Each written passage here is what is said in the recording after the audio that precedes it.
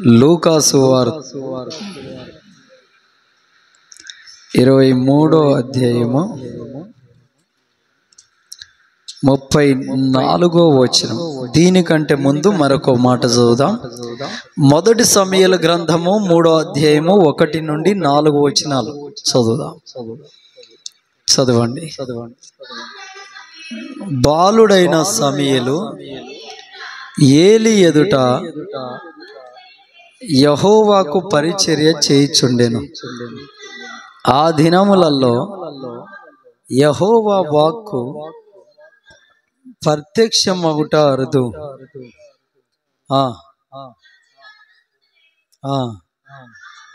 ఆ కాలమందు ఏలి కన్నులు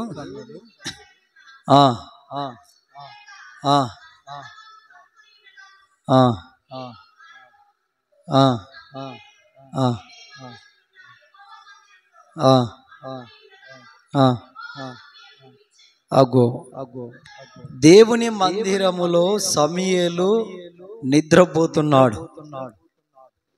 మందస్సము ఎదుట దీపము ఆరిపోక మునుపు. అలా నిద్రపోతూ ఉన్న ఆ సందర్భంలో యెహోవా సమూయేలు దగ్గరకు వచ్చి సమూయేలును పిలిచాడంట. హల్లెలూయా, హల్లెలూయా, హల్లెలూయా. సమూయేలు అనే దైవజనుణ్ణి, అంటే అప్పటికి బాలుడే, అతన్ని పిలిచాడంట.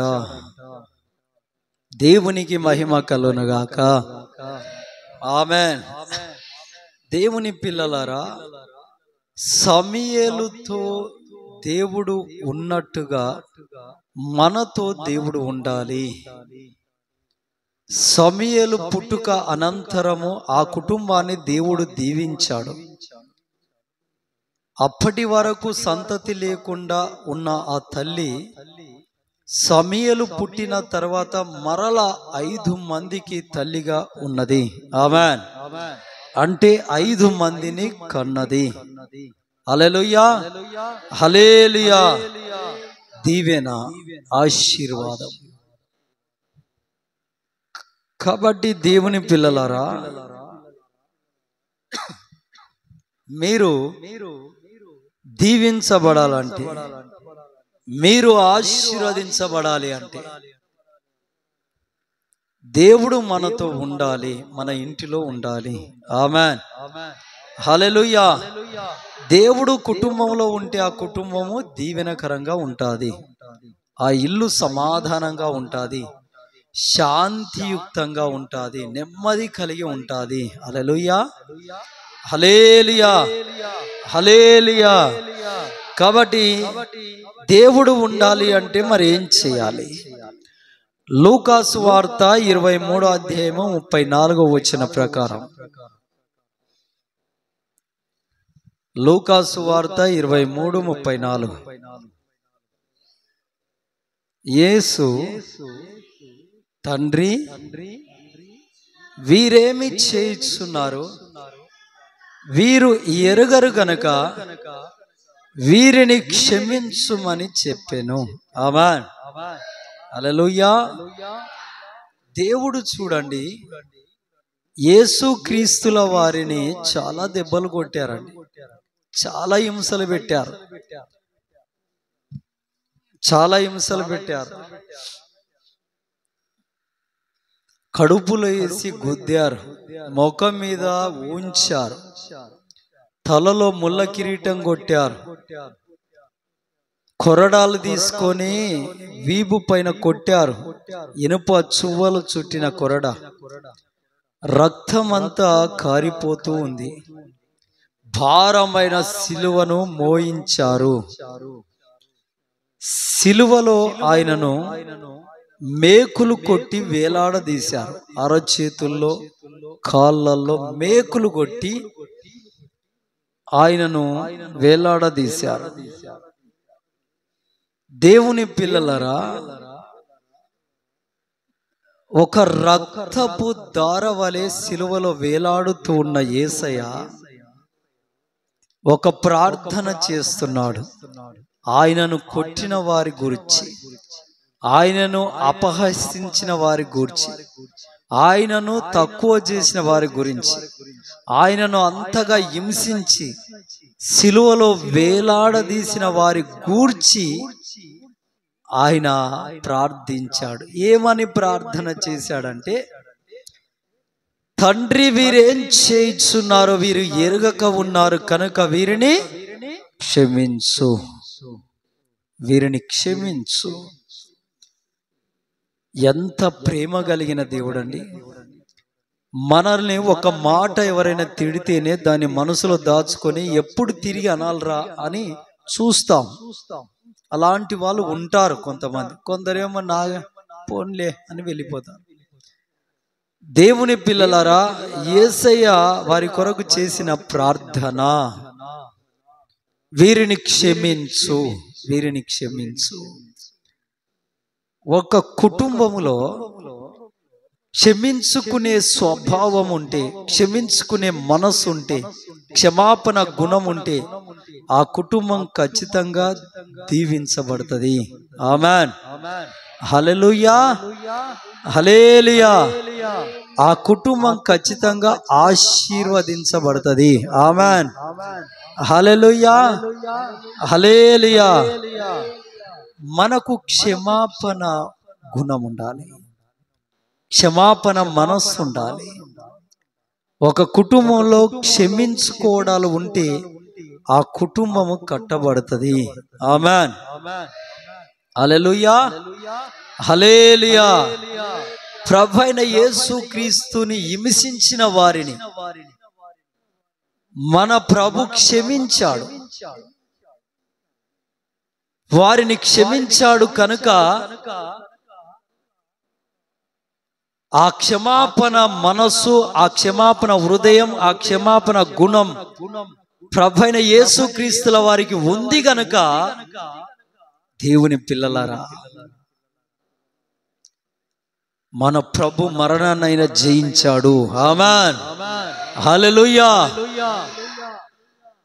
3 రోజులు సమాధిలో ఉండి సమాధిని జయించి తిరిగి లేచాడు. ఆమేన్, హల్లెలూయా. శత్రువునైనా పగోడినైనా క్షమించగలిగిన భావన, మనస్సు, తాత్పర్యం ఎవరికి ఉందో తెలుసా? మన ప్రభు అయిన యేసుక్రీస్తుకున్నది. ఆమేన్. కనుక ఆయన త్రోవలో, ఆయన మార్గంలో మనము నడవాలి. ఆమేన్, హల్లెలూయా. ఇలా క్షమించుకునే తత్వం మనకు ఉంటే బాగుంటుంది. ఒకరోజు నేను ఒక ఇంటికి వెళ్ళాను. వెళ్తే ఆ ఇంటిలో భర్తకు భార్యకు ఒక గొడవ వచ్చింది. ఒక గొడవ, పెద్ద గొడవ కాదు, అది పెద్ద సమస్య కాదు. చిన్నదాని కాడ కూడా చాలా భయంకరంగా విపరీతంగా కోపపడే వాళ్ళు ఉంటారు. భర్తలు భార్యలు చిన్న విషయంలో భయంకరంగా కోపడతారు. కోపము దేవుని నీతిని నెరవేర్చదు. ఆయన ప్రభుని నమ్మిన ఆయన్నే, ఆమె ప్రభుని నమ్మిన ఆమెనే. ఆయనకు షర్ట్ లేదు, బనీన్ లేదు, ఆయనకు ఈ లుంగి లేదు, ఒక చెడ్డి పైనే ఉన్నాడు. భార్యను ఎగిరి కడుపులో దన్నాడండి. ఎగిరి ఒక్కసారి కాదు 2 సార్లు దన్నాడు. అలా తన్నేసరికి ఆవిడ అమాంతంగా అలా వెనుకకి వెళ్ళిపోయి గోడకు తగిలి మరలా ముందు పడ్డది. అప్పుడు ఆమె ఈపులో కాలు పెట్టి తొక్కుతున్నాడు. దేనికాడ సమస్య? దేవుని పిల్లలరా, వాడు క్రైస్తవుడే, క్రీస్తుని నమ్మిన వాడే. అంటే క్రైస్తవుడు అనడానికి కూడా వీల్లేదు అలాంటి వాడు. నేను క్రీస్తుని నమ్మినా అని చెప్పుకుంటాడు, కానీ నమ్మినోడు కాదు అట్లాంటోడు. మారు మనసు పొందినోడు కాదు. దేవుని పిల్లలారా, కానీ బాప్తీసం తీసుకున్నాడు. మారు మనసు లేకుండా బాప్తీసం తీసుకుంటే ప్రయోజనం ఏముందండి? లాభం ఏముందండి? ఎందుకో తెలుసా? ఆవిడ కూలి పని చేసుకొని వచ్చి వీడికి కళ్ళు తాగడానికి డబ్బులు ఇవ్వాలంట. ఏంటండి? వీడికి కళ్ళు తాగడానికి డబ్బులు ఇవ్వాలి. కళ్ళు కూడా బాగా ఖరీదుంది కదా, రేటు ఎంత ఉంది ఇప్పుడు? అప్పుడు షేరు లెక్క ఇస్తారు కదా, షేర్ల లెక్కనే కళ్ళు, లేక లీటర్ లెక్క ఇస్తారు. ఎట్లా తాదా అంటే ఎంత అది?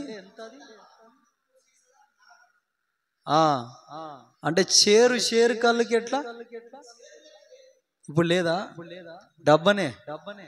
దేవుని స్తోత్రం. హల్లెలూయా, హల్లెలూయా. ఎట్లా షేరుకు షేరు ఎంత ఎంత అట్టరయ్యారు? ఏంది ఇప్పుడు ఎంత ఉంది? ఏమో అనంతరం దొరుకుతా నిన్న. దేవుని స్తోత్రం. హల్లెలూయా, హల్లెలూయా. దేవుని స్తోత్రం. 50-80 ఉందన్నారు కదా, సీసా 50. దేవుడి స్తోత్రం. అగో దానికి కూడా రేటు పెరిగిపోయింది. బా అన్నిట్లకు రేట్లు పెరిగినాయి, మరి ఏం చేస్తాం? దేవునికి మహిమ. హల్లెలూయా. మన బాగా దాహం వేసింది, ఎండకు తిరిగాను. దాహం వేసి ఒక బాదం మిల్క్ తాగుదామని వెళ్ళాను. ఆ బాదం మిల్క్ ఒకటి ఇయ్యో అని అన్నాను, ఇచ్చాడు.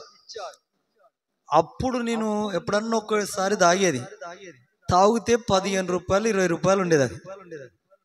అయితే అది తాగాను. తాగిన తర్వాత ఓ 20 రూపాయల నోటు తీసి ఆడ పెట్టాను. ఇంకా 5 రూపాయలు నాకు ఇస్తాడేమో అనుకుని నిలబడ్డా. ఆయన అన్నాడు, ఇంకా 25 రూపాయలు ఇవ్వ అన్నాడు. ఇంకా 25 దేనికి అన్నా? దాని ఖరీదు సార్, దాని ఖరీదు 45 రూపాయల బాదం మిల్క్ ఇంత ఉంటుంది. ఇంత ఉండేది 45 రూపాయలు, 45 రూపీస్. దేవుని పిల్లరా, చాలా బాధపడ్డాను. 45 రూపాయల బాదం మిల్క్ తాగుతీ నేను. అంత ఖరీదు అంటే తాగకపోదు. దేవునికి మహిమ. హల్లెలూయా. ఖరీదు బాగా పెరిగిపోయినాయి, రేట్లు బాగా విచ్చలవిడిగా పెరిగిపోయినాయి. దేవుని పిల్లలరా, ఇలాగా దేని గురించి మనం మాట్లాడుతున్నాం?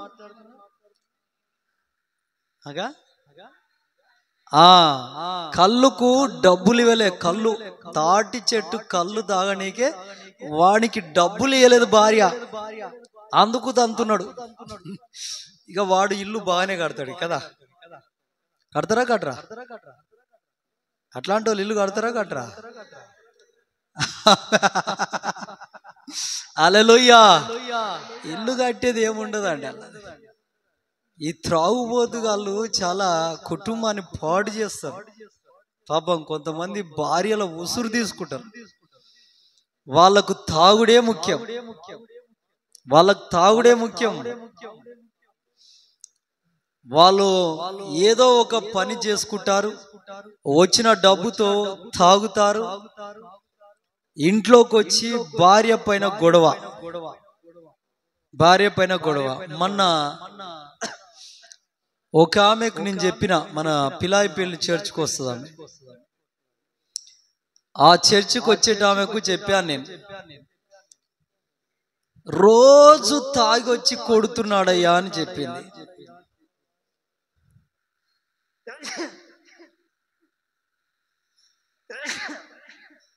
బాగా తిరుగుడు అవుతుంది, అక్కడ వాటర్ అవుతుంది, సర్ది ఏం చేస్తాం. హల్లెలూయా. ఇక్కడికి వచ్చే ముందు ఆడ వాక్యం చెప్పి రావాలి మరి.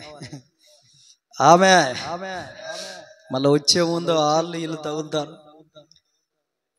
అయ్యా ఈ సమస్య, ఆ సమస్య, ఈ బాధ అంటే చెప్పాల.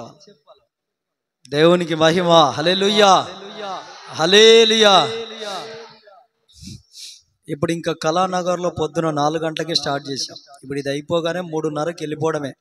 ఓ కార్ రెడీ ఉంది. ఇది అయిపోగానే భోజనం చేసి లంచ్ చేసి కాసేపు అలా రెస్ట్ చేసుకొని స్నానం చేసి 3:30కి కార్ ఎక్కాలి. 4 o'clock కళానగర్లో చర్చ్ స్టార్ట్. 6 o'clock వరకు అక్కడ ప్రేయర్ జరుగుతుంది. 2 hours. దేవుడి చిత్తం అయితే ఇంకొక బ్రాంచ్ స్టార్ట్ చేయాలని ఆలోచన. మరి తర్వాత ఖాళీ ఉంటాం కదా, 6 గంటలకు అక్కడ ప్రార్థన అయిపోయింది అనుకో, 7 గంటల నుండి 9 గంటల వరకు ఇంకొక దగ్గర స్టార్ట్ చేయాలి ప్రార్థన, ఇంకొక బ్రాంచ్. హల్లెలూయా, హల్లెలూయా. ఇక మన పాస్టర్ గారు మోజెస్ గారు చూసుకునేది అయ్యా, ఇలాగా మోజెస్ చూసే చర్చి అలాగా ఆయన చూసుకున్నట్టు ఆయన చూసుకుంటాడు. ఆమేన్, హల్లెలూయా, హల్లెలూయా. దేవుని పిల్లలారా,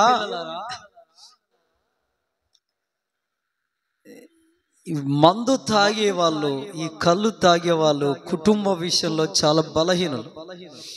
వాళ్ళు కాస్త పని చేసుకుంటారా, ఇది తాగుతారు, ఇంటికాడికి వచ్చి భార్యతో పెద్ద గొడవ, ఆమెనే మనశ్శాంతిగా ఉండనియరు. ఈ త్రాగుబోతుగాళ్ళు ఏం చేస్తారో తెలుసా, రాత్రి 12-1 గంటల దాకా కొరుతారండి. కొంతమంది తాగారా గమ్మున పడుకుంటారు ఇంత తినేసి. కొందరు తాగి నిద్రపోరు, వాళ్ళు నిద్రపోరు, ఇంటి వాళ్ళు నిద్రపోని. భయంకరమైన వర్రుడు. తెల్లారాక పొద్దున లేస్తారా వాళ్ళు? లేవరు.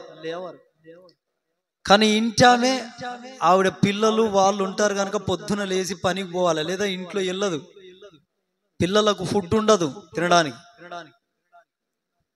కనుక పొద్దున 5 గంటలకు లేచి ఆవిడ చాకిరికి వెళ్ళాలి. కొంతమంది చెల్లెళ్ళు అక్కలు ఇళ్లలో పాసి పని చేసి పిల్లలను చదువుకుంటున్నారు. దేవుని పిల్లలరా, వాళ్ళు పొద్దున్నే లేవాలి, పొద్దున్న లేచి వెళ్ళిపోతుండాలి పనికి. వీడు 7 అయినా లేవడు. రాత్రి అంతా డ్యాన్స్ చేసాడు కదా, మంచిగా కడుపు నిండా తాగాడు కదా. 7-8 గంటలకు లేచి అప్పుడు ఒళ్ళంతా నొప్పులు పెట్టాయని అప్పుడు వేడి నీళ్లు కాసుకొని మంచిగా స్నానం చేసి అప్పుడు బయలుదేరుతాడు దొర. రోడ్డు మీదకి వెళ్ళి వాడి పని ఏందంటే, వాడో వీడో ఏదో ఒక పని చెప్తే వచ్చే ఆ డబ్బులతో వాడి తాగాలి. తాగుడు కొరకే వాడి బ్రతకంతా. సో దేవుని పిల్లారా, కానీ ఒక రోజు వస్తుంది వాళ్ళని దేవుడు మారుస్తాడు. ఆమేన్. వాళ్ళకు దేవుడు మారు మనసు ఇస్తాడు. మనం చేయవలసింది ప్రార్థన. ఆమేన్, హల్లెలూయా. మనం చేయవలసింది ప్రార్థన ఒకటి మాత్రమే.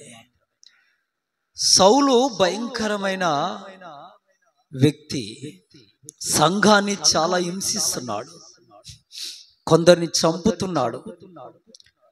అప్పుడు సంఘము భారం కలిగి ప్రార్థించింది. ఎవరికి వారు పర్సనల్ గా కూడా ప్రార్థనలు చేశారు. సంఘాన్ని యాతన పెడుతున్నాడు, మారు మనసు ఇవ్వయ్యా అని ప్రార్థించారు. దమస్క మార్గం గుండా అతడు వెళుతుంటే ఆకాశమందు దేవుడు దర్శనమిచ్చి అతనికి మారు మనసు కలగజేశాడు. హల్లెలూయా, హల్లెలూయా. కాబట్టి అలాంటి వారికి కూడా మారు మనసు తీసుకురావడానికి ఒక సమయము దేవుడు సమకూర్చే పెట్టాడు.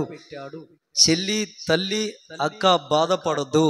ఆమేన్, హల్లెలూయా, హల్లెలూయా.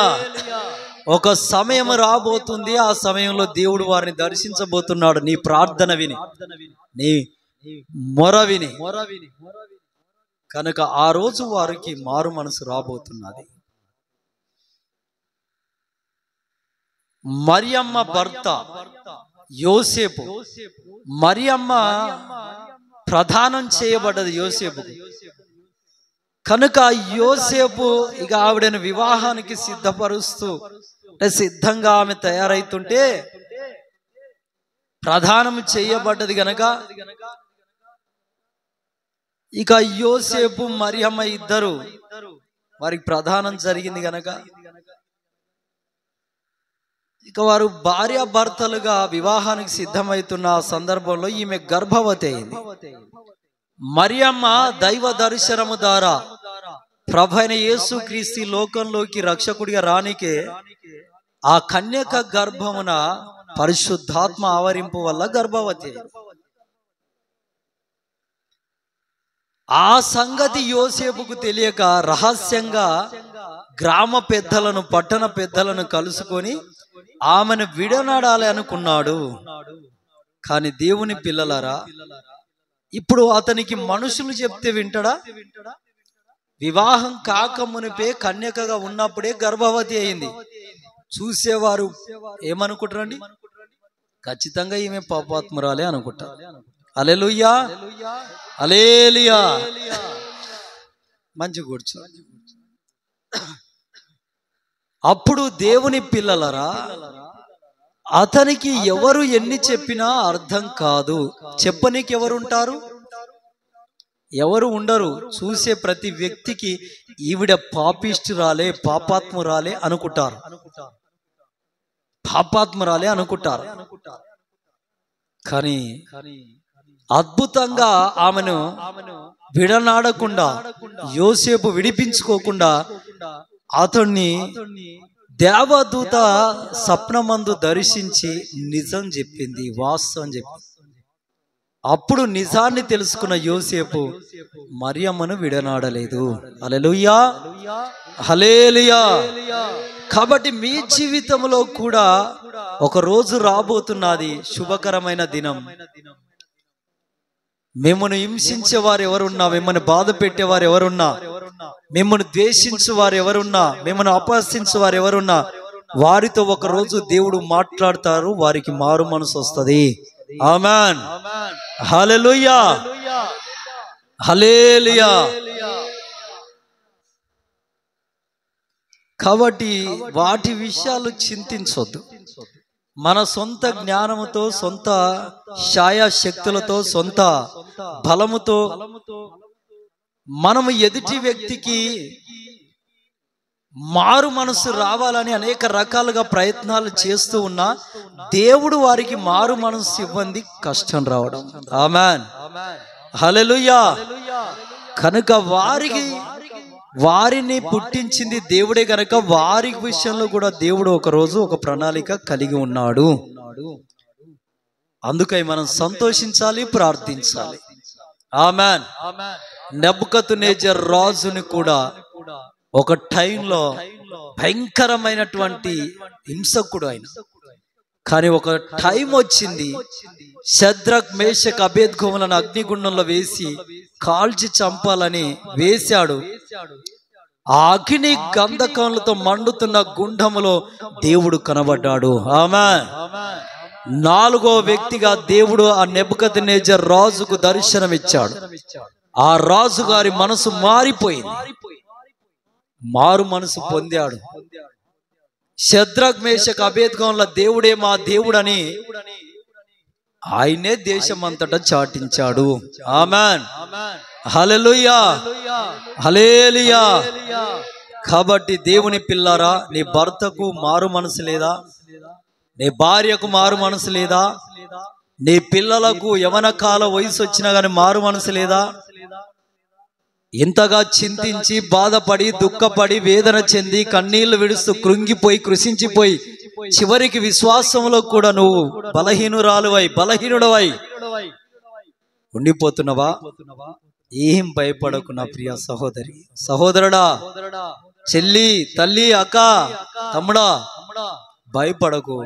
ఒక సమయము రాబోతుంది, దేవుడు నీ ఇంటి వారిని దర్శించబోతున్నాడు. ఆమేన్, హల్లెలూయా. వారికి దేవుడు మారు మనసు ఇవ్వబోతున్నాడు. ఆమేన్, హల్లెలూయా.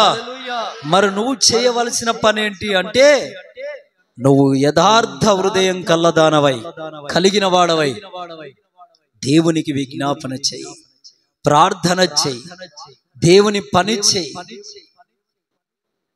దేవుని ఎదుట నిర్దోషిగా నిలబడు, అద్భుతంగా నీ ఇంటిలో కార్యం జరగబోతుంది. హల్లెలూయా, హల్లెలూయా. క్షమాపణ అనేది కావాలి. క్షమించుకోవాలి, ఒకరిని ఒకరు క్షమించుకోవాలి. ఆ క్షమాపణ గుణం, ఆ క్షమాపణ మనస్సు నీకుంటే, నీ ఇంటిలో ఉంటే ఖచ్చితంగా ఆ ఇంటిలో దేవుని ఆత్మ సంచరిస్తుంటది. ఆమేన్, హల్లెలూయా, హల్లెలూయా. చూసారా, ఒక త్రాగుబోతు వ్యక్తి కళ్ళుకు డబ్బులు ఇవ్వట్లేదని తన భార్యను కడుపులేసి తన్నాడు. 2 సార్లు తన్నాడు. ఆ తల్లి ఎంత బాధపడ్డదు.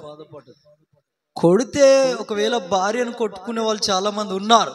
చెంపమీకలో 2 దెబ్బలు కొడతారు, లేదా ఈపులో నుండి 2 దెబ్బలు కొడతారు, లేదా అంటే బాగా సతాయిస్తే, చెప్పిన పనులు వినకపోతే, వ్యర్థంగా ప్రవర్తిస్తుంటే, అలాగా మోటుగా మారితే ఆవిడని క్రమంలోకి తెచ్చుకోవడానికి అలాగా కొట్టే వాళ్ళని నేను చూశాను. గాని కళ్ళుకు డబ్బులు ఇవ్వట్లేదని కడుపులేసి 2 సార్లు తన్నాడంటే భార్యను క్షమించే మనస్సు ఇతని దగ్గర ఉందా? లేదండి. హల్లెలూయా, హల్లెలూయా. దేవునికే మహిమ కలుగునుగాక. ఆమేన్. అంతగా కొట్టి హింసించి ముఖం మీద ఉంచి కొరడాలతో కొట్టి రక్తమంతా ఏరులై పారేటట్టు చేసి భారమైన సిలువను మోయించి సిలువలో పడేసి కాళ్ళల్లో చేతుల్లో మేకులు కొట్టి తలలో ముళ్ళ కిరీటాన్ని కొట్టి పక్కలో బల్లెంబు పోటు పొడిచారండి. కానీ ఆయన వారి గురించి ఏమని ప్రార్థిస్తున్నాడు? మనస్ఫూర్తిగా వారిని క్షమిస్తున్నాడు. ఆయన క్షమించడమే కాదు, తండ్రిని కూడా వేడుకుంటున్నాడు, వీరిని క్షమించయ్యా అని. ఆమేన్, హల్లెలూయా, హల్లెలూయా. కాబట్టి ఇలాంటి ప్రేమ మనం కలిగి కుటుంబాల్లో ఉంటే ఆ కుటుంబాలు బాగుపడతాయి. ఆమేన్. రెండోదిగా నీ కుటుంబం బాగుపడాలి అంటే కీర్తనల గ్రంథం 1వ అధ్యాయం తీయండి. కీర్తనలు 1వ అధ్యాయము 1వ వచనం నుండి చదవాలి. 1వ అధ్యాయము 1వ వచనం. అగో దుష్టుల ఆలోచన చొప్పున మనము నడుచుకోవద్దు. నీ ఇల్లు బాగుపడాలంటే, నీ కుటుంబం వర్ధిల్లాలంటే, నీ ఇంటిలో దేవుని ఆత్మ సంచరించాలి అంటే, దేవుని సన్నిధి నీ ఇంటిలో ఉండాలి అంటే, దేవుని పిల్లలారా, దుష్టుల ఆలోచన చొప్పున నువ్వు నడుచుకోవద్దు. దుష్టుల ఆలోచన చొప్పున నువ్వు నడుచుకోవద్దు. ఏంటి దుష్టుల ఆలోచన అంటే, నేను ఒక సాక్ష్యం విన్నాను. ఒక సాక్ష్యము విన్నాను, విని చాలా బాధపడ్డాను మనసులో. అది ఇక్కడ మన దేశంలో జరిగిన సంఘటన కాదు, వేరే విదేశాల్లో జరిగిన సంఘటన. ఏంటి అంటే, ఒక ధనవంతుల కుటుంబం ఉందంట. ధనవంతుల కుటుంబం, చాలా డబ్బు గల్లోళ్ళు. ఆ ఇంటిలో ఫ్యామిలీ, భర్త, భార్య, ఇక అతని తల్లిగారు, వారికి 2 కొడుకులు, 1 కూతురు. మొత్తం ఎంత కుటుంబ సంఖ్య? ఇప్పుడు నేను చెప్పిన దాన్ని బట్టి కుటుంబ సంఖ్య ఎంత? ఎంత కుటుంబ సంఖ్య? భర్త, భార్య, వారికి 2 కొడుకులు, 1 కూతురు. ఎంత అయ్యారు? 5గురు. ఆ ఇంటి యజమానుని తల్లిగారు ఎంతమంది? 6 మంది. జాగ్రత్త వినాలి, అప్పుడప్పుడు అడుగుతుంటా. 6 మంది, చాలా డబ్బు గల కుటుంబం. ఆ 6 మందికి చాకిరి చేయనికి, ఇల్లు ఊడవాలి, తూడవాలి, అలాగే వారికి చాయ్ పెట్టి ఇస్తుండాలి, వారి షూస్ క్లీన్ చేయాలి, వారి బట్టలు ఉతుకాలి, వాటిని ఇస్త్రీ చేయాలి. ఇలాగా పనులు చేయడానికి ఇంటిలో పనివారు కావాలి. చాలా మంది పనివారు ఉన్నారంట ఆ ఇంట్లో, ఉన్నారు ఒక 5-6 మంది పనివారు. అందులో ఒక అనాథ బిడ్డను వారు కొనుక్కున్నారంట. బైబిల్ గ్రంథంలో యోసేపును పొతిఫారు ఎలాగా 20 తులాల వెండి ఇచ్చి కొనుక్కున్నాడో, అలాగా ఈ పాపను కూడా తల్లి లేదు, తండ్రి లేరు కనుక, ఒంటరి గనక, యవనస్తురాలు గనక, 18 సంవత్సరాల ఈడుగల్లది, 18-19 సంవత్సరాల ఈడుగల్లది గనక మా ఇంటిలో చాకిరి చెయ్యగలదు అని ఆ పాపని కొనుక్కున్నారు. కొనుక్కొని ఇంటిలో ఆ పాపని చాకిరికి పెట్టుకున్నారు. ఆ పని వారితో సహా ఈ పాప కూడా పని చేయాలి. అయితే ఆ పని వారికి ఈవిడకు తేడా ఏందంటే, వాళ్ళు పని చేసి సాయంకాలం పూట వెళ్తారు. కొంతమంది ఏమో పొద్దున వచ్చేసి వాళ్ళ ఇంటిలో పార్కులో నీళ్లు పెట్టేది ఉందా, ఏమైనా చేసేది ఉందా చూసుకొని వెళ్తారు. కొంతమంది గేటు కాడ కాపలదారు, రాత్రి ఒక 2, పగలు ఒక 2. కానీ ఈ పాపది ఏంటంటే, ఆవిడ ఎప్పుడు వెళ్ళడానికి వీల్లేదు, ఎక్కడికి వెళ్ళొద్దు. ఇక చావైనా బ్రతుకైనా ఆ ఇల్లే, ఆ కుటుంబమే. దేవుని పిల్లలరా, అలాగా ఆ ఇంట్లో బ్రతుకుచున్నది. 2-2.5 సంవత్సరాల ఇంట్లో పని చేస్తూ వచ్చింది. అంటే ఆ పాప వయసు 20 సంవత్సరాలు దాటిపోయింది. 20 సంవత్సరాల వయసు దాటిపోయింది. ఇంటిలో చాకిరీ చేస్తుంది పని అమ్మాయిగా. అప్పుడు ఆ ఇంటి యజమానుడి యొక్క తల్లి, ఆమె 60 సంవత్సరాల పైచెలుకు వయసు. ఆ తల్లి గారి కిడ్నీలు 2 ఫెయిల్ అయిపోయినాయి, బలహీనమైపోయినాయి. వయసు మళ్ళినావిడగా ఆమె కిడ్నీలు పోయినాయి. డాక్టర్ దగ్గరికి తీసుకెళ్తే 2 కిడ్నీలు ప్రాబ్లమ్స్ ఉన్నాయి, పని చెయ్యట్లేదు. ఈమెకు ఏదన్నా ఒక కిడ్నీ తీసి మంచి వారి కిడ్నీ ఈమెకి వేస్తే, మంచి కిడ్నీ యాక్టివ్గా పనిచేసే కిడ్నీ ఒకటి వేస్తే ఈమె ఇంకా కొన్ని సంవత్సరాలు బ్రతుకుతుంది అని డాక్టర్లు చెప్పారు. అలా చెప్పిన 10 రోజులకే వారి కొడుకు పెద్ద అబ్బాయికి యాక్సిడెంట్ అయింది, కారు యాక్సిడెంట్ అయింది. యాక్సిడెంట్ లో అతని కడుపుకు చాలా దెబ్బలు తగిలాయి, వీపులో కూడా. ఆ దెబ్బలు తగడం వల్ల 2 కిడ్నీలు దెబ్బతిన్నాయి, 2 కిడ్నీలు పాడైపోయాయి. అతనికి అర్జెంటుగా కిడ్నీ అవసరం. టెంపరీగా ఆర్టిఫిషియల్ కిడ్నీ మీద అతడు బ్రతుకుచున్నాడు హాస్పిటల్లో. లక్షల రూపాయలు ఖర్చు అవుతున్నాయి. కాబట్టి డాక్టర్లు అన్నారు, పర్మనెంట్ గా ఉండడానికి ఎవరిదైనా కిడ్నీ ఉంటే వీరికి ఇస్తే మనం బతికించవచ్చు అని చెప్పారు. ఇక కిడ్నీ ఇవ్వాలి అంటే ఎవరిస్తారండి? ఎవరి హెల్త్ వారికే ముఖ్యం, ఎవరి ప్రాణం వారికే ఇంపార్టెంట్. కాబట్టి కిడ్నీ ఎవరు ఇవ్వరు, ఎవరిని అడిగినా ఎవరు ఇయ్యరు. ఆ దేశంలో చాలా ధనవంతులు అంట అందరూ, కాబట్టి ఎవరు కిడ్నీ ఇవ్వరు. అందుకే వాళ్ళు ఏం చేశారంటే, ఈ అనాథ బిడ్డ అయినటువంటి ఆ పాపను ఇక చక్కగా చూడడం, ఆ పాపతో మంచిగా మాట్లాడడం, ఆ పాపని అలాగా మార్కెట్లోకి తీసుకెళ్లి షాపింగ్ చేయిస్తూ విలువైన వస్త్రాలు కొనియడం, అప్పుడప్పుడు ఆ పాపకు గోల్డ్ అంటే మెడలో వేసుకోవడానికి బంగారం కొనియడం, విలువైన చెప్పులు. వారితో పాటు ఆ పాపని కూర్చోబెట్టుకొని డైనింగ్ టేబుల్ పైన కూర్చోబెట్టుకొని భోజనం చేయడం. ఒక పని అమ్మాయిగా కాకుండా ఒక ఇంటి వ్యక్తిగా చూస్తూ వచ్చారు. ఒక 3-4 days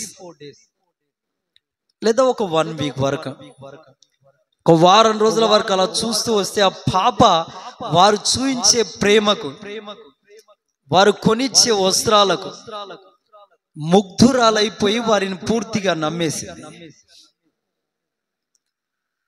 ఆ పాపకు దేవుని పిల్లలరా ఒకరోజు అంటే డైజెషన్ కాని ఫుడ్, వామిటింగ్ అయ్యే ఫుడ్, ఇన్ఫెక్షన్ అయిన ఫుడ్ ఆ అమ్మాయికి పెట్టారు. ఆ ఫుడ్ తిని వామిటింగ్ చేసుకుంది, కడుపులో నొప్పి వచ్చింది ఆ పాపకు.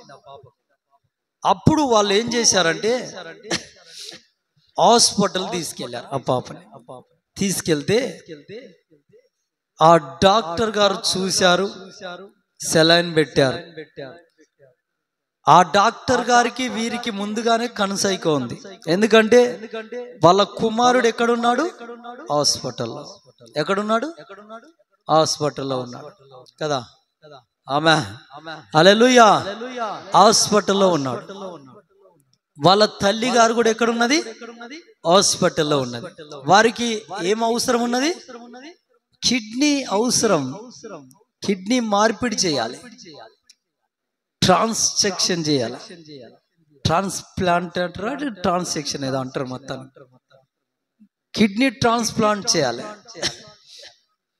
అప్పుడు ఈ పాపను కూడా అదే హాస్పిటల్ తీసుకెళ్లారు. అప్పుడు ఆ డాక్టర్లు నీతిగా నిజాయితీగానే ఉంటారు, కానీ కొంతమంది డాక్టర్లు డబ్బుకు లొంగిపోతారు. అయితే మరి ఆ డాక్టర్ కూడా డబ్బుకు లొంగిపోయాడేమో, వీళ్ళు ధనవంతులు కదా. అప్పుడు ఆ పాపతో ఒక మాట, నీ కిడ్నీ ఇన్ఫెక్షన్ అయింది, ఆ కిడ్నీస్ ఇన్ఫెక్షన్ అయ్యి కాబట్టి త్వరగా కిడ్నీకి కాస్త చిన్న హోల్ పైనుండి చిన్న రంధ్రం చేసి కిడ్నీని చక్కగా క్లీన్ చేయాలి, దానికి ఆపరేషన్ చేయాలి అన్నట్టు ఆయన భాషలో ఆయన చెప్పాడు. మొత్తానికి అర్థమయ్యేటట్టు ఆ పాప కొన్ని కాగితాలు తెస్తే సంతకాలు పెట్టారు, ఓ ఫైల్ తయారు చేశారు. ఆ పాప నడుముకు ఇంజెక్షన్ ఇచ్చారు, ఏది మత్తు ఇంజెక్షన్ ఇచ్చి పడుకోబెట్టారు. ఆ పాప చక్కగా మత్తులోకి వెళ్ళిపోయింది. ఆ తర్వాత ఆ పాపకు 2 కిడ్నీలు తీశారు. ఆ కిడ్నీలు కొడుకుకు ఒక కిడ్నీ వేశారు, తల్లి గారికి ఒక కిడ్నీ వేశారు. చూడండి, డబ్బుంది కదా అని అనాథ పిల్లలతో ఆటలాడుకోవడం. కానీ బైబిల్ ఏం చెప్తున్నది? యాకోబు పత్రిక 1:27లో బైబిల్ ఏం చెప్తున్నది? దిక్కులేని పిల్లలను, విధవరాండ్లను వారి ఇబ్బందుల్లో పరామర్శించుట. ఆమేన్, హల్లెలూయా. అది reality worship to Jesus Christ. దేవునికి నిజమైన భక్తి అది.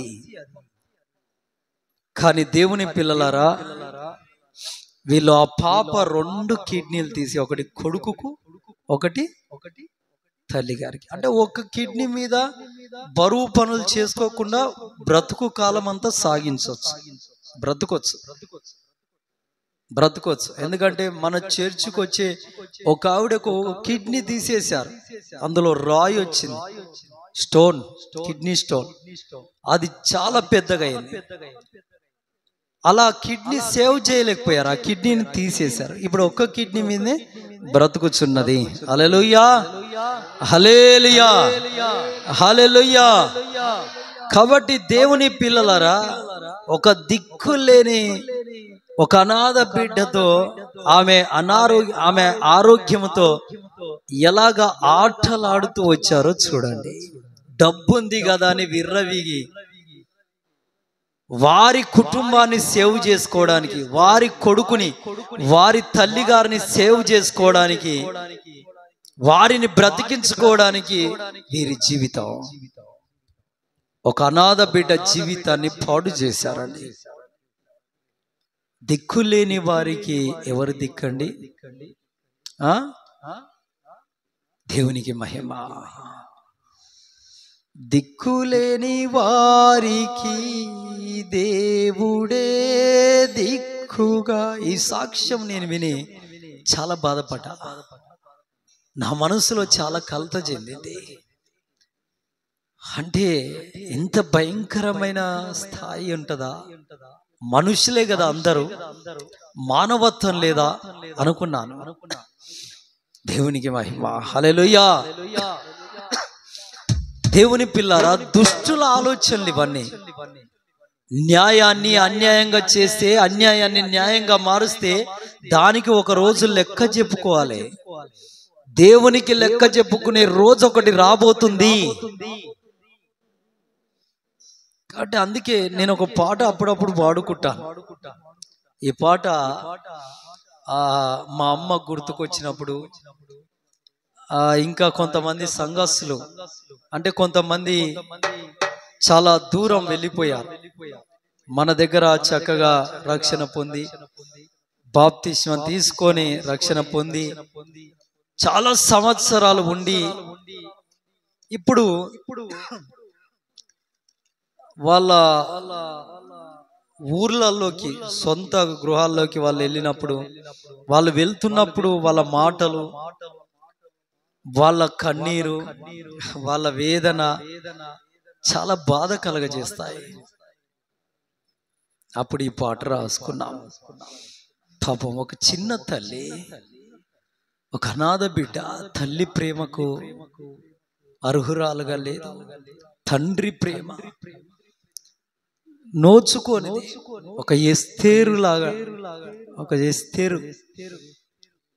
దేవుని పిల్లలు, ఒక అనాథ బిడ్డ ఒక ఇంటిలో పాచి పని చేసుకుంటే, ఆ ఇంటి యజమానురాలు చేసిన పని, ఆ పాప ఆ కిడ్నీస్ తీసి వాళ్ళకి వేసాక తీసుకొచ్చి ఆ బెడ్ మీద పడుకోబెట్టినప్పుడు వాళ్ళకు చేతులెత్తి నమస్కారం చేసిందంట. మా తల్లి తండ్రి ఉన్న నన్ను ఇంత చక్కగా చూసుకునే వాళ్ళు కాదు, నాకు వైద్యం ఇన్ని లక్షల రూపాయలు ఖర్చు పెట్టి ఇంత పెద్ద హాస్పిటల్లో ట్రీట్మెంట్ చేయించే వాళ్ళు కాదు, కానీ మీరు నా తల్లి తండ్రి కంటే ఎక్కువగా నన్ను ప్రేమిస్తున్నారు. మీ రుణం నేను ఈ జన్మలో తీర్చుకోలేను అనే మాటలు మాట్లాడుతూ ఉండగా ఆ పాప పల్స్ పడిపోతూ వచ్చిందంట. ఆ పాప హార్ట్ బీట్ కొట్టుకోవడం, అంటే గుండె కొట్టుకోవడం స్లో అవుతూ వచ్చిందంట. ఆ పాప మాట తడబడుతూ వస్తుందంట. కంటి చూపు ఇక నేల రాలుస్తూ వస్తుందంట. దేవుని పిల్లరా, అలా అలా అలా అలా ఒక గంటన్నర సేపు టైం ఏమో, అంత కూడా కాదు, ఇంకా తక్కువే, ఎంత సమయం మనకు తెలియదు కానీ కొద్దిసేపు అలా మాట్లాడుతూ చిన్నగా కోమాలోకి వెళ్ళిపోతుందట. కోమాలోకి వెళ్ళిపోయి తక్కువ సమయంలోనే చనిపోయింది.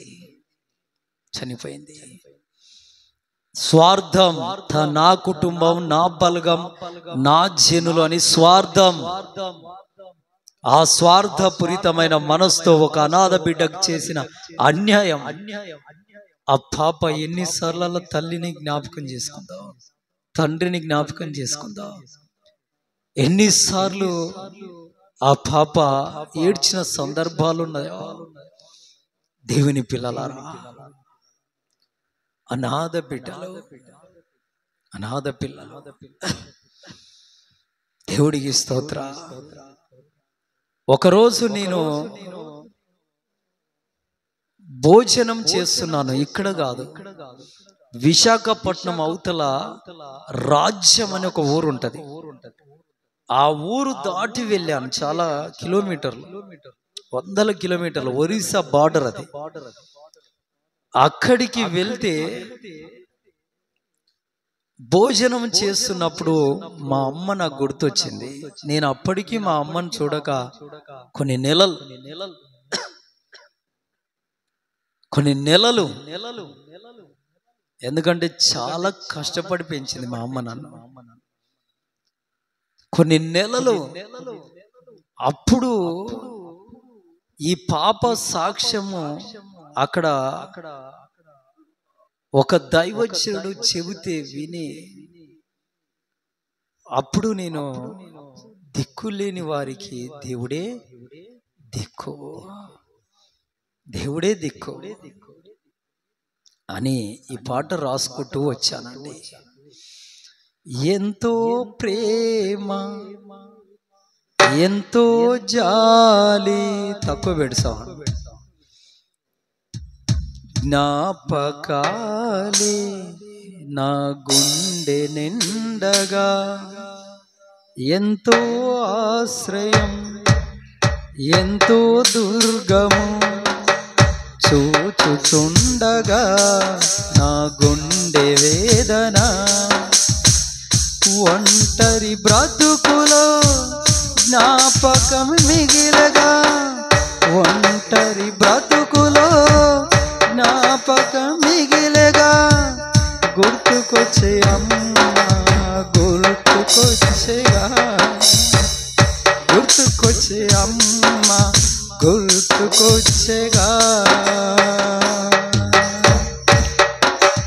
దిక్కులేని వారికి దేవుడే దిక్కుగా, ధైర్యమే లేని నాకు ధైర్యమే యేసుగా, దిక్కులేని వారికి దేవుడే దిక్కుగా, ధైర్యమే లేని నాకు ధైర్యమే యేసుగా, ఏనాటి బంధమో ఏనాటి స్నేహమో, ఏనాటి బంధమో ఏనాటి స్నేహమో, భూమికి పునాదులు వేయక ముందే, తల్లి గర్భములో రాకముందే, భూమికి పునాదులు వేయక ముందే, తల్లి గర్భములో రాకముందే, దిక్కులేని వారికి దేవుడే దిక్కుగా, ధైర్యమే లేని నాకు ధైర్యమే యేసుగా. గ్లోరీ, థాంక్ యూ లార్డ్, హల్లెలూయా.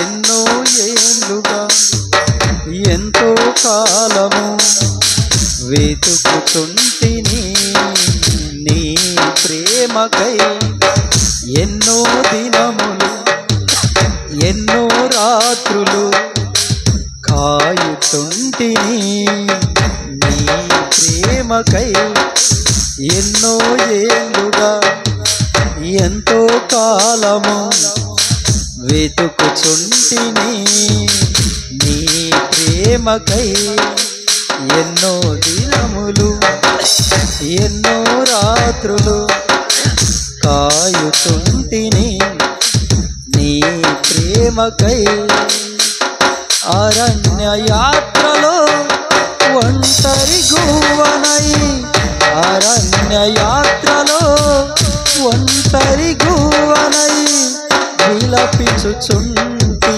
శాశ్వత ప్రేమకై, విలపించుచుంటి శాశ్వత ప్రేమకై, ప్రేమా యేసుని ప్రేమ, ప్రేమా యేసుని ప్రేమ, ఎంత కాలము నాకు దూరముందువు, ఇంకెంత కాలము నాకు దూరముందువు, దిక్కులేని వారికి దేవుడే దిక్కుగా, ధైర్యమే లేని నాకు ధైర్యమే యేసుగా, దిక్కులేని వారికి దేవుడే, ధైర్యమే లేని నాకు ధైర్యమే యేసుగా. హల్లెలూయా. అప్పుడప్పుడు ఇలాంటి పాటలు పాడుకుంటా నా మనసు కాస్త బాధ అనిపించింది. ఎందుకంటే ఓదార్పు నిమిత్తమై ఎంతమంది ఉన్నా ఎవరున్నా మనము ఒక కాలం వస్తే, ఒక సమయం వస్తే ఒంటరిగా కనబడతాం, ఒంటరిగానే కనబడతాం. నిజమండి. ఏసన్న గారు ఉన్నారు, ఓసన్న మినిస్ట్రీస్ స్థాపకులు. ఏసన్న గారు ఒక పాట పాడుకున్నాడు. ఆ పాట సర్వోన్నతుడా నీవే నాకు అని, ఎవ్వరూ లేరు నా కిలలో అని ఒక పాట పాడుకున్నాడు. సర్వోన్నతుడా నీవే నాకు ఆశ్రయా దుర్గము, ఎవ్వరు లేరు నాకు హిలలో, ఆదరణ నీవేగా, ఆనందం నీవేగా.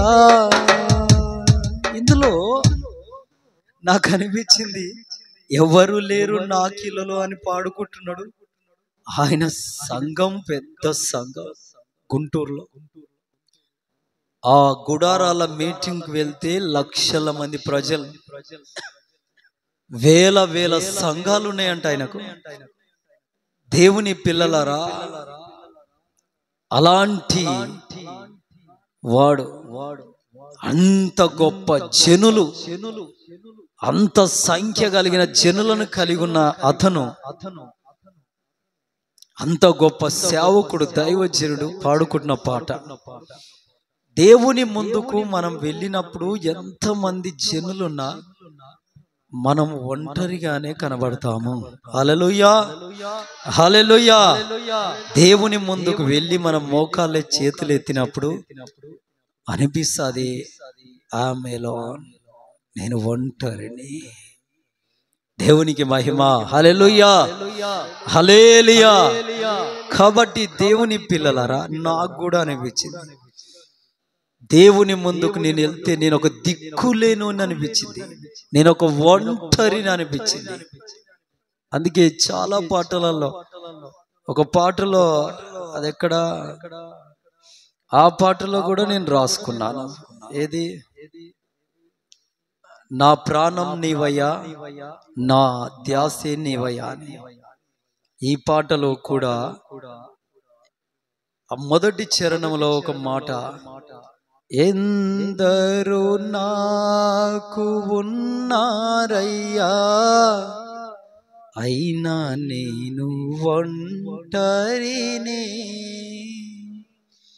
ఎందరో నాకు స్నేహితులయ్యా, అయినా నేను ఒంటరినే, నీవే నాకు జత కలువగా, ఒంటరితనమే నాకు కరువాయనే, ఒంటరితనమే నాకు దూరమాయనే, మారువలేనయ్యా నేను మారువలేను, మారువలేనయ్యా నేను మారువలేను, మారువలేనయ్యా నేను మారువలేను, మారువలేనయ్యా మారువలేను. నా ప్రాణం నీవయా, నా ధ్యాసే నీవయా, నా జీవం నీవయా, నా శ్వాసే నీవయా, నా ప్రాణం నీవయా, నా ధ్యాసే నీవయా, జీవం నీవయా, నా శ్వాసే నీవయా, నీవే నా బ్రతుకంతా యేసయ్యా, నీవే నా సర్వము యేసయ్యా, అవే నీవే నా బ్రతుకంతా యేసయ్యా, నీవే నా సర్వం యేసయ్యా, ప్రాణం నీవయా, నా ధ్యాసే నీవయా,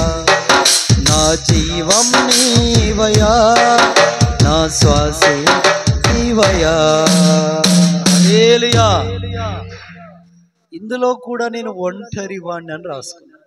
చాలా మంది ఉన్నారు విశ్వాసులు, అలాగే బంధువులు, బలగాలు.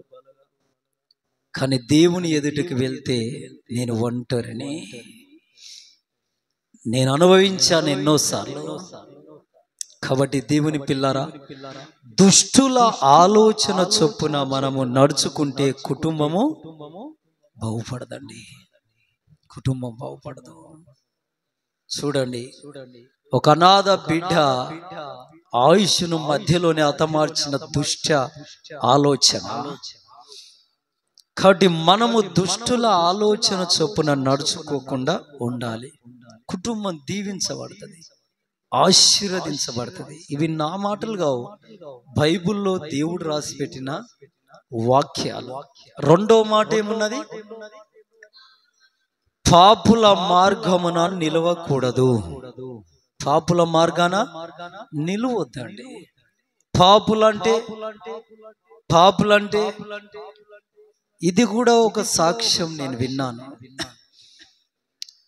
చాలా సంవత్సరాల క్రితం, దరిదాపుగా నేను క్రీస్తుని అంగీకరించిన తొలి దినాల్లో, అంటే దరిదాపుగా ఒక 14 సంవత్సరాల క్రితం, అప్పుడు నేను క్రీస్తును అప్పుడప్పుడే తెలుసుకుంటున్న సందర్భాల్లో ఈ సాక్ష్యాలు విని నేను ఎంతగానో కదిలింపబడ్డాను.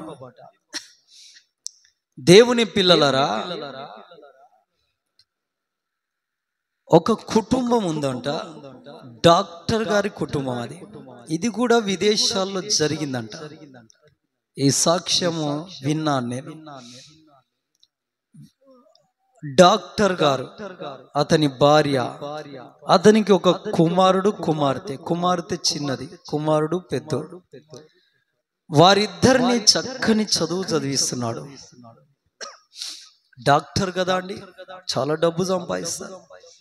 చక్కని చదువు చదివిస్తుంటే వాళ్ళు చక్కగా చదువుకుంటున్నారు. డాక్టర్ గారు చక్కగా వెళ్ళి హాస్పిటల్ చూసుకుంటున్నాడు. లక్షల రూపాయల డబ్బు సంపాదిస్తున్నాడు. పెద్ద ఇల్లు, మంచి కారు, పిల్లలకు లక్షల రూపాయల డబ్బు ఖర్చు చేసి చదివిస్తున్నాడు. దేవుని పిల్లలరా, ఇలా బ్రతుకుతున్న ఆ పచ్చని కుటుంబంలో ఒక భయంకరమైన పాపాత్ముడు అడుగుపెట్టాడు. పాపుల మార్గాన మనము వెళ్ళొద్దండి. అయితే కొంతమంది త్రాగుబోతులు ఆ డాక్టర్ గారికి పరిచయం అయ్యారు. ఆ పరిచయం కాస్త స్నేహంగా మారింది. ఈ డాక్టర్ గారిని వారితో పాటుగా ఈ పబ్బులు ఉంటాయిగా, ఆ పబ్బులలోకి తీసుకెళ్ళి, అంటే క్లబ్బులు, పబ్బులు, అవి అక్కడ బాగా మందు తాగుతారు, డ్యాన్సులు చేస్తుంటారు. నేనెన్నడూ చూడలే కానీ చెప్పారు. అప్పుడప్పుడు ఆ దినాల్లో యేసయ్య నమ్మక మునుపు సినిమాలు చూసినప్పుడు ఆ సినిమాలలో చూశాను. ఆ పబ్బులలోకి వెళ్ళిపోయి భయంకరమైన, ఆ క్లబ్బులలోకి వెళ్ళిపోయి భయంకరమైన తాగి వాళ్ళు, ఆడపిల్లలు, మగపిల్లలు, వాళ్ళు కలిసి డ్యాన్స్ చేస్తుంటారు. వాళ్ళ డ్రెస్సులు కూడా చాలా అందవికారంగా ఉంటాయి. వికారమైన వస్త్రాలు వేసుకొని, చిన్న చాలని వస్త్రాలు వేసుకొని వాళ్ళు డ్యాన్సులు చేస్తుంటారు. రికార్డింగ్ ఆన్ చేస్తారు, డ్యాన్సులు చేస్తుంటారు. ఆడపిల్లల చేతులలో కూడా బాటిల్స్, మందు బాటిల్, పెద్ద బాటిల్స్ ఉంటాయి. అవి తాగుతూ కొంతమంది డ్రగ్స్ తీసుకుంటుంటారు, ఇంజెక్షన్ల ద్వారా లేదా టాబ్లెట్ రూపకంగా. ఆ డ్రగ్స్ తీసుకునే వాళ్ళు ఏం చేస్తారో వారికి అర్థం కాదు. వారు ఏం చేస్తుంటారో కూడా వారికి అర్థం కాదు. దేవుని పిల్లలరా, అగో అలాంటి క్లబ్బులలోకి ఈ డాక్టర్ గారిని ఆ స్నేహితులు తీసుకెళ్ళి ఇక అక్కడ త్రాగబెట్టడం, ఆ డ్రగ్స్ అతనికి తీసుకునేటట్టు ప్రేరేపించి ప్రేరేపించడం. అలాగా ఇతడు కూడా ఆ క్లబ్లోకి వెళ్ళడం అలవాటు చేసుకున్నాడు. వెళ్ళి త్రాగడం, ఆ డ్రగ్స్ తీసుకోవడం, బానిస అయిపోయాడు. వేల రూపాయలు, లక్షల రూపాయలు దానికి వెచ్చించడం. అలాగా హాస్పిటల్ పూర్తిగా మూతపడ్డది. ఇక దానికి బానిసలైతే దాని నుండి బయటికి రావడం చాలా కష్టమంట. అలాగా డబ్బు లక్షల రూపాయల వడ్డీలకు తెచ్చాడు. తెచ్చి ఖర్చు చేయడం, ఆ అప్పు తేవడం వల్ల వడ్డీలు పెరిగిపోవడం, ఆ వడ్డీలు పెరిగిపోవడం ద్వారా ఇల్లు అమ్ముకోవడం, ఆ ఇల్లు అమ్మి కట్టడం, అప్పులు కట్టడం, చివరికి రెంట్ హౌస్ లో బ్రతకడం. అవన్నీ ఇతను మదిలో యాదబడి బాగా బలహీనమైపోయి ఆ తీసుకునే డ్రగ్స్ ద్వారా, ఆ డ్రింక్ ద్వారా పూర్తిగా హెల్త్ పాడైంది. గుండె పాడైపోవడం, రక్తం బాగా ఇన్ఫెక్షన్ కావడం, లంగ్స్ ఇన్ఫెక్షన్ రావడం, కిడ్నీ ఫెయిల్యూర్ కావడం, ఇలాంటివి చాలా అయిపోయి చివరికి చనిపోయాడు. అయితే అతడు మనున్నప్పుడు ఆ క్లబ్లోకి వెళ్తున్నప్పుడు ఇతనికి ఒక కొడుకున్నాడు కదా, అతన్ని కూడా మంచి చదువు చదివించాడు, డాక్టర్ చదువు చదివించాడు. అతన్ని కూడా ఇతని వెంట తీసుకెళ్లి ఇతనికి కూడా నేర్పించాడు. ఆ పిల్లోడు కూడా దానికి బానిస. వాళ్ళ తండ్రి గారు చనిపోయిన తర్వాత ఈ పిల్లోడు కూడా క్లబ్లోకి వెళ్ళడం, భయంకరంగా త్రాగడం. ఇక చెల్లి, అమ్మ మంచి లగ్జరీ లైఫ్ జీవించిన వాళ్ళు, బ్రతికిన వాళ్ళు ఇక ఇళ్లలో పాచి పని చేస్తున్నారంట. పాచి పని చేసుకొచ్చి ఆ డబ్బులు తీసుకొచ్చి ఆ ఇంట్లో పెడితే ఈయన వచ్చి వాళ్ళ అమ్మను ఇబ్బంది పెట్టి, చెల్లిని ఇబ్బంది పెట్టి ఆ డబ్బులు తీసుకెళ్లి తాగుడుకు తగిలేసేటోడు, తాగుడుకు దండగ చేసేవాడు. ఒకరోజు దేవుని పిల్లరా, ఇతనికి త్రాగడానికి డబ్బులు ఎక్కడి నుండి రావట్లే. ఒక వారం రోజులు అయిపోయింది. ఇక అతడు తట్టుకోవట్లే. ఎలా అని చివరికి ఒక ఆలోచన చేశాడు. ఏంటి ఆలోచన అంటే, మా చెల్లి గారిని అమ్మేయాలి, చెల్లిని ఏం చేయాలి, అమ్మివేయాలి అని ఆలోచించాడు. అందుకే ఇంటికి వచ్చాడు. పెళ్లికి ఎదిగిన ఆడపిల్ల కదా, 22-23 ఏళ్ళ ఆడబిడ్డ. ఆ పాప వాళ్ళ అమ్మ, ఆమె ఇద్దరు ఒక ఇంట్లోకి వెళ్ళిపోయి పాచి పని చేసుకొని మళ్ళీ తిరిగి వచ్చేటారు. అలా 2-3 ఇళ్లలో చేసేవాళ్ళు. ఆ డబ్బుతో కుటుంబం గడుపుకునేవాళ్ళు. కానీ ఈ త్రాగుబోతుగాడు ఉన్నాడుగా, వాడు వచ్చి చెల్లి రాయ్ అని సాయంకాలం పూట నువ్వు త్వరగా రెడీగారా, స్నానం చేయి, నిన్ను షాపింగ్ తీసుకెళ్తా, నీకు ఇష్టం వచ్చిన వస్త్రాలు కొనుక్కో బిడ్డ, కొనుక్కోరా నా చెల్లి అని. అన్నా నీకు డబ్బు ఉండదు, నువ్వు భయంకరమైన త్రాగుబోతువు, వద్దురా, నేను మారాన్రా, ఎన్ని రోజులు మిమ్మల్ని బాధ పెట్టాను, నిన్ను అమ్మను చాలా వేధించాను, ఇక నేను త్రాగుడు మానేశాను, వారం రోజులు రా, నా ఒట్టురా, నా ప్రమాణం రా. ఈ త్రాగుబోతులు ఎలాంటి ఒట్లైనా ఇస్తారండి. త్రాగుబోతులు చాలా ప్రమాణాలు చేస్తారు. చేయరా? దేవుడి స్తోత్రం, హల్లెలూయా, హల్లెలూయా. చేస్తారా? చేయరా గారు? చేస్తారుగా, జర గట్టిగా ఆమేన్, హల్లెలూయా. భయంకరమైన ప్రమాణాలు కదా, ప్రమాణాలు చేస్తారు. నేను దాగా, నా ప్రమాణం. ఒకడైతే భార్య తల మీద చేసి, నా ప్రమాణం, నేను దాగితే ఒట్టు, ఇక నువ్వు చచ్చినంత ఒట్టు అన్నాడు. ఆమె భయపడది. నా తల మీద చేయించి ప్రమాణం చేశాడు. అన్న తెల్లారి తాగొచ్చాడు ఇంటి. తాగొచ్చి ఆ తాగిన పూట మళ్ళీ తాగొచ్చావా నాయన, నీ దండం, నా తల మీద ప్రమాణం చేశావు అంటే నీ తల మీద చేయించి ప్రమాణం చేశాను, ఇప్పుడు కూడా ప్రమాణం చేస్తా, రేపటి నుండి తాగ, ఇదే లాస్ట్ గా, నీ దండం నాయన, నా తల మీద చేతుల నుంచి ప్రమాణం. లేదంటే పిల్లల తల మీద చేతుల నుంచి ప్రార్థన చేస్తారు, పిల్లలు తాగుతున్నాడు. ఇలా ప్రమాణాలు చాలా అలవాటైనవి త్రాగుబోతులు. ఈతను కూడా అలాగా ప్రమాణం చేస్తే పాపం పిచ్చిది చెల్లి నమ్మి సిద్ధపడి ఆటో ఎక్కింది. ఆటో ఎక్కి షాపింగ్ కాంప్లెక్స్ కాడికి వెళ్తే ఒక బట్ట కొనిచ్చాడు. ఒక డ్రెస్, ఒక పంజాబ్ డ్రెస్ ఒకటి కొనిచ్చాడు. పంజాబ్ డ్రెస్ ఏదో ఒకటి మొత్తానికి కొనిచ్చాడు. ఆ డ్రెస్ కొనిస్తే ఆ డ్రెస్ తీసుకొని ఆటో ఎక్కింది మా అన్నయ్య మంచోడు అనుకొని.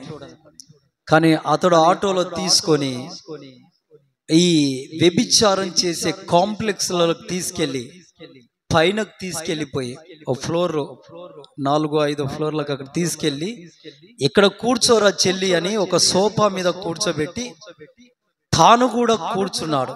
కొద్దిసేపు కూర్చొని నీళ్లు తాగి, ఆటో ఆయనకు డబ్బులు ఇవ్వడం మర్చిపోయానురా, ఇప్పుడే వెళ్ళి డబ్బులు ఇచ్చి వస్తాను, నువ్వు ఇక్కడే కూర్చో అని అక్కడ కూర్చోబెట్టి ఇక వెళ్ళి అటే వెళ్ళిపోయాడు. తిరిగి రాలే. ఆ చెల్లెలు కూర్చున్నది.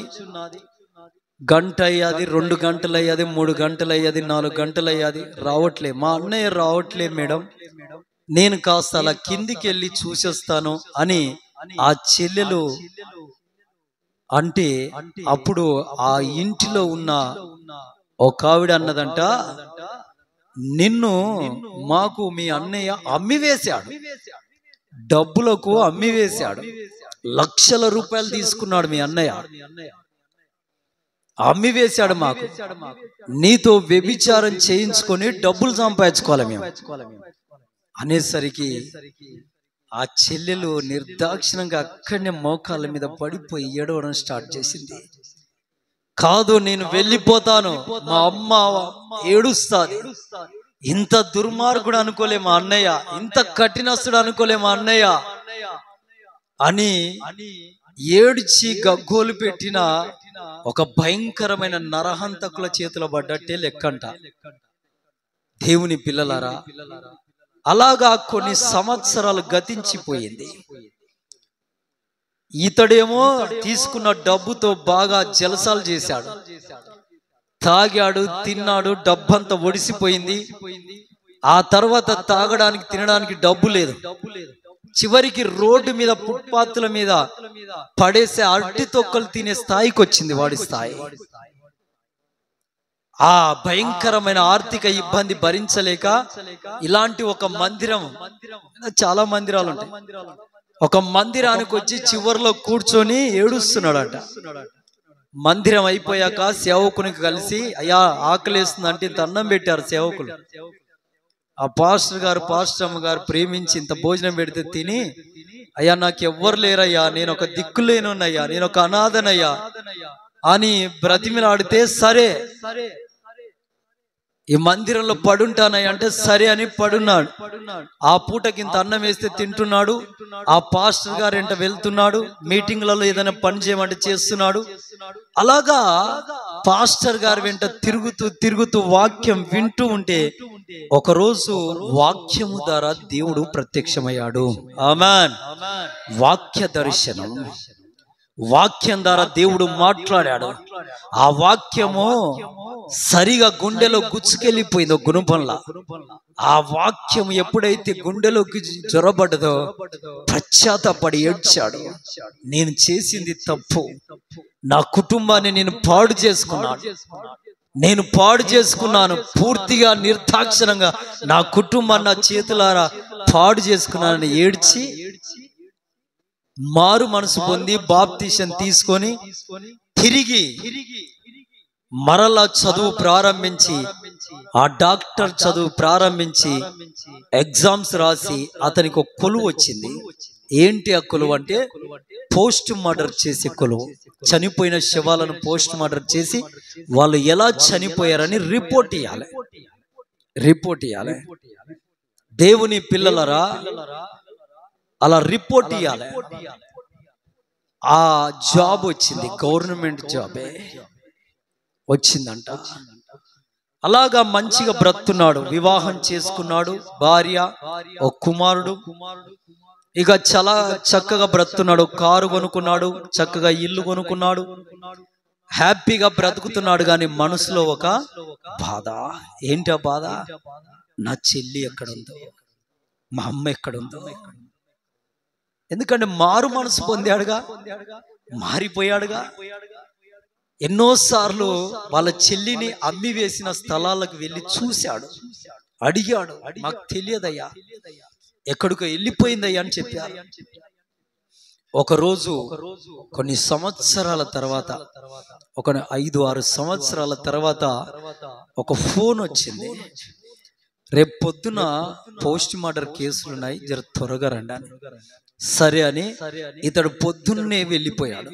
అక్కడికి వెళ్ళి ఆ కేసులు చూసుకుందామని ఆ పోస్ట్ మార్టం రూమ్ లోకి వెళ్ళి చూస్తే కొన్ని శవాలు ఆ బట్టలు కప్పి పెట్టారు, తెల్లని వైట్ బట్టలు కప్పి పెట్టారు.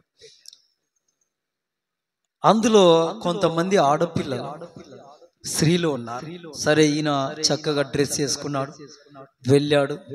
వాళ్ళకు రిపోర్ట్ ఇవ్వాలి గనక పోలీసు వారు వచ్చి నిలబడ్డారు గనక వెళ్ళి ఒక ఆమె స్ట్రక్చర్ మీద పడుకోబెట్టింది. ఆమె కాళ్ళు చూస్తే చాలా దుమ్ము పట్టి ఉన్నాయి. ఆ కాళ్ళు కూడా అక్కడక్కడ పగిలిపోయి ఉన్నాయి. ఒక చెయ్యి 2 చేతులు ఇలాగ పడున్నాయి. ఒక చేతి పడుంటే ఆ చెయ్యి కూడా చాలా దుమ్ము పట్టి ఉన్నది, నల్లబడి ఉన్నది, చాలా వికారంగా ఉన్నది. ఆ చెయ్యిని చూడగానే, ఆ కాళ్ళను చూడగానే, ఆరిపాదాలు చూసేసరికి ఈమె చాలా కష్టజీవి, చాలా కష్టపడి బ్రతికిన వ్యక్తి అర్థమైంది ఆయనకు. వెంటనే ఆమె ముఖం మీదకి వెళ్ళి ఇలా బట్ట తీయగానే కంటి వెంట నీళ్లు పోతున్నాయి. ఎందుకంటే ఆ స్ట్రక్చర్ మీద ఉన్నామే ఎవరో కాదు, వాళ్ళ తల్లి గారు, వాళ్ళ అమ్మ అండి. వాళ్ళ అమ్మ ఒక శవముగా పడి ఉండట చూసి తట్టుకోలేకపోయాడు. వెంటనే ఆ శవం మీద పడిపోయి లెక్కలేనని ముద్దులు పెట్టి ఏడుస్తున్నాడు. నా పాపమే నిన్ను చంపిందమ్మా. ఆరిపోయిన కళ్ళు, చెదిరిపోయిన జుట్టు, వాడిపోయిన పెదాలు, నల్లబడిపోయిన ముఖం. ఏడ్చాడు, ఏడ్చాడు, ఏడ్చాడు, ఏడ్చాడు, ఏడ్చాడు, భయంకరంగా ఏడ్చాడు. ఆ తల్లిని పోస్ట్ మార్టం చేయలేకపోయాడు. వేరే డాక్టర్కి అప్పగించి వాళ్ళ ద్వారా చేయించి రిపోర్ట్ తీసుకొచ్చి తర్వాత నా తల్లి అని తీసుకొని సమాధి చేశాడు. సంవత్సరం వెళ్ళిపోయింది. ఆ తల్లి గారికి సంవత్సరికం చేస్తా, జ్ఞాపకార్థం, సంవత్సరానికి జ్ఞాపకార్థం చేస్తా అని అదొకటి కొద్దిగా చర్చిలో ఉన్న వారికైనా భోజనాలు పెడతా, మా అమ్మగారి పేరు మీద అని పాస్టర్ గారు చెప్పి ప్రార్థన చేయిస్తా, కాస్త మాకు ఉపశమనం కొరకు, మా ఓదార్పు కొరకని సామాగ్రి, భోజన సామాగ్రి తీసుకురానికే పట్టణ ప్రాంతానికి వెళ్ళాడు. వెళ్ళి షాపింగ్ చేసుకొని కారులో అన్ని సామాగ్రి నింపుకొని ఆ కారు ఎక్కి స్టార్ట్ చేసే టైంలో ఆ కారు అద్దం కాడికి వచ్చి ఒక ఆమె కొడుతున్నది, అద్దం కొడుతున్నది. ఆవిడ ఒంటి మీద నూలు పోగులేదు. చూస్తే ముఖమంతా వాడిపోయి ఉన్నది. నోట్లో నుండి రక్తం ఇలా కారి గడ్డగట్టింది, ముక్కులో నుండి రక్తం కారి గడ్డగట్టింది. ఎన్ని రోజులో ఆ చెల్లికి నిద్ర లేక కళ్ళు ఎర్రబడిపోయాయి, జుట్టు అంతా చెదిరిపోయి ఉన్నది, చాలా బలహీనంగా ఉన్నది, వీక్నెస్ గా ఉన్నది. ఆవిడ వచ్చి డోర్ తడుతుంటే అప్పుడు అతను, అతని భార్య, అతని కుమారుడు కారులో కూర్చొని, ఎవరో పిచ్చావిడ మనకెళ్ళే అని కారు మలుపుకొని తీసుకొని వెళ్దామని స్టార్ట్ చేసి ముందుకు మూవ్ చేశాడు. ఆ పాపం కింద పడిపోయింది. పాపం పిచ్చావిడైనా సరే కింద పడ్డది అని కారు అంత దూరం వెళ్ళాక ఆపి అద్దంలో చూస్తే ఆ పాప ముఖం కనబడుతున్నది. ఆ ముఖము ఎవరిదో కాదు, తన చెల్లెలి ముఖం. వెంటనే కారు ఆపి డోరు తీసి ఆ కొన్నటువంటి వస్త్రాలు, కొంతమంది ముసలోళ్ళకి చీరలు పంచాలని కొనుక్కున్న వస్త్రాలు ఒకటి తీసుకొని వెంటనే ఆ చీర విప్పేసి పట్టుకొని పరిగెత్తుకెళ్తున్నాడు. వాళ్ళ భార్యకు అర్థం కావట్లే, వాళ్ళ కొడుకుకు అర్థం కావట్లే.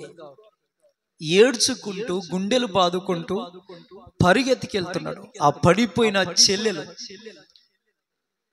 లేపి ఆ చీర కడదాం, దిగాంబరిగా ఉంది కదా, వస్త్రం లేదు కదా అని వెళ్ళిపోయి ఆ వస్త్రము చూడదామని వెళ్తే ఆ పిచ్చావిడే కదా అండి, పిచ్చావిడ ఎంత మంది పాడు చేశారో, ఎంత ఏడ్చిందో, ఎంత అంగలాడ్చిందో. ఆ చీకటి గదుల్లో ఎంత మంది ఎవరెక్కడ కొరికారు, తన్నారు, కొట్టారు.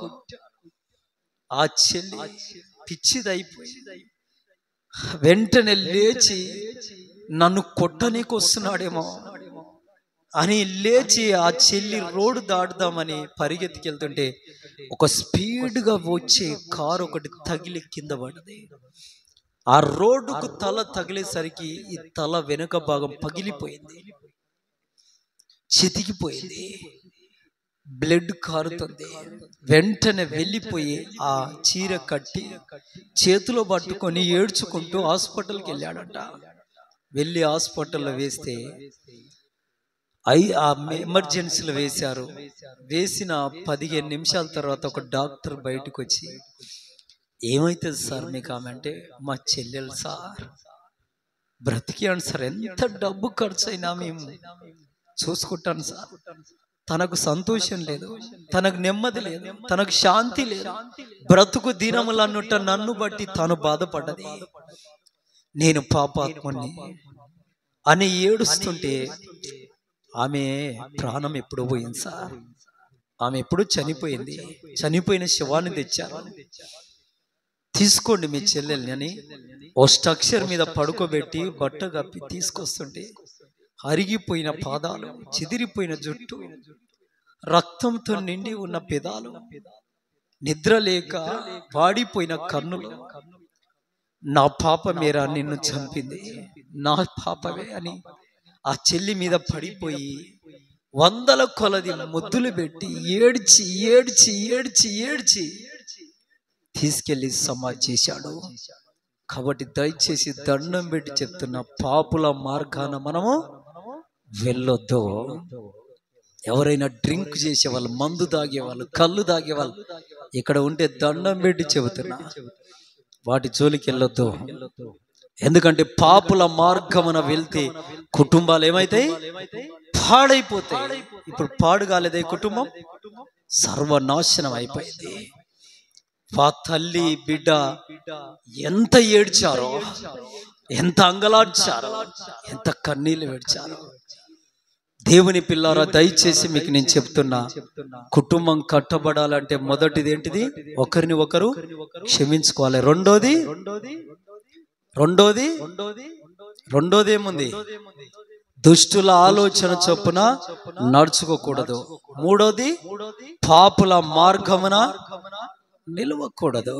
నాలుగోది, అపహాసకులు కూర్చున్న చోట కూర్చోవద్దండి. ఒక దగ్గర పంచాయతీ అయింది, అపహాసకులు వదినే మర్దలు ఇద్దరు కూర్చున్నారు. వారి ఇద్దరు పర్యాసం ఆడుకున్నారంట. పర్యాసమాడి ఆ తొట్లో ఉన్న కల్యాపు ఉంటదిగా, ఆ తెచ్చి మీద చల్లిందంట. ఆ మర్దలు వదిలి అన్నదంట, నీకంటే పెద్దదాన్ని నా మీద చల్లుతావే అని ఈమె తీసుకొని చల్లడం. అలాగ ఒకరి మీద ఒకరు చల్లుకుంటుంటే ఇంకొక ఆవిడ మీద పడ్డది. ఆవిడ వచ్చి నా మీద చల్లుతారని ఆవిడ చల్లడం. ఒక ఆయన బండి మీద వెళ్తుంటే ఆయన మీద పడ్డదంట. ఆ సీసీ రోడ్డు మీదకి వెళ్ళి ఆయన బండి ఆపి వీళ్ళని చంపల మీదకి 2-3 కొట్టాడు. మమ్మల్ని కొడతావని ఆయన మీద తిరగబడ్డారు. వీళ్లకు అతనికి గొడవ. ఇక ఈమె భర్త వచ్చాడు, అతన్ని కొట్టాడు. ఆయన కొడుకులు ఆయన భార్య వచ్చారు, వాళ్ళు కొట్టారు. వీళ్ళ పాలివారు వాళ్ళ పాలివారు, ఈయన తరపున వాళ్ళ తరపున ఉన్న వాళ్ళందరూ కలిసి కొట్టుకుంటే 8 మంది తలలు పగిలిపోయినాయంట. 8 మెంబర్స్ ఈ తలలు పగిలిపోయినాయి. దగ్గర 4 చేతులు విరిగిపోయినాయి. చాలా మందికి దెబ్బలు తగిలి హాస్పిటల్లో పడ్డారు. కేసులు అయ్యి పోలీస్ స్టేషన్ వరకు, కోర్టు వరకు ఎక్కాయి, జైల్లో పడ్డారు కొందరు. దేవుని పిల్లల పర్యాసం ఆడుట ద్వారా ఎంత భయంకరమైన రీతిగా మారిపోయారు చూడు. కాబట్టి దయచేసి మీకు నేను చెప్పేది ఒకటే, పర్యాసము ఆడద్దు. పర్యాసకులు కూర్చున్న చోట కూడా మనము కూర్చోవద్దు. కొందరు వ్యర్థమైన మాటలు మాట్లాడుతుంటారు, త్రాగుబోతులు, తాగిన వాళ్ళు. అలాంటి వారి దగ్గర మనం అస్సలు ఉండొద్దు. వెంటనే తప్పుకోవాలి. కాబట్టి పర్యాసాలు మనం అసలు ఆడద్దు. వారి కూర్చున్న స్థలంలో మనము కూర్చోవద్దు. మరేం చేయాలంటే చివరిగా దేవుడు చెప్పిన మాట, ₹1,00,00,000 మాట చెప్పాడు. ఏంటంటే దివారాత్రులు యెహోవా ధర్మశాస్త్రమును ధ్యానించాలి. ధ్యానిస్తే లాభం ఏంటి? నీరు కట్టిన తోట వలె, ఉబుకుచుండి నీటి ఊట వలె నీ కుటుంబం ఉంటది. నీటి ఏరన నాటబడిన చెట్టు వలె, తన కాలమందు ఫలమిచ్చు వృక్షం వలె నీవు వర్ధిల్లుతావు. నువ్వు కృపాక్షేమలు నీ వెంట వస్తాయి. దేవుడు నీతో ఉంటాడు. దివారాత్రులు అరగంట గంట కాదు, దివారాత్రులు దేవుని ధర్మశాస్త్రాన్ని ఏం చేయాలి? ధ్యానించాలి. సమయం దొరికితే మోకాలు వేయాలి, దేవునికి ప్రార్థన చేయాలి. సమయం దొరికితే కాస్త అలా వెళ్ళి సువార్త పని చేయాలి. సమయం దొరికితే బైబిల్ ముందేసుకొని 1-2 అధ్యాయాలు చదివి ధ్యానించాలి. ఇలాగా దేవుడు నీతో ఉంటాడు. నీ ఇల్లు వర్ధిల్లుతుంది. చెల్లి, అక్క, తమ్ముడా అన్న వినండి ఈ మాట. నీ ఇల్లు బాగుండాలంటే ఇవి చేయండి. దేవుడు మిమ్మల్ని దీవించును గాక.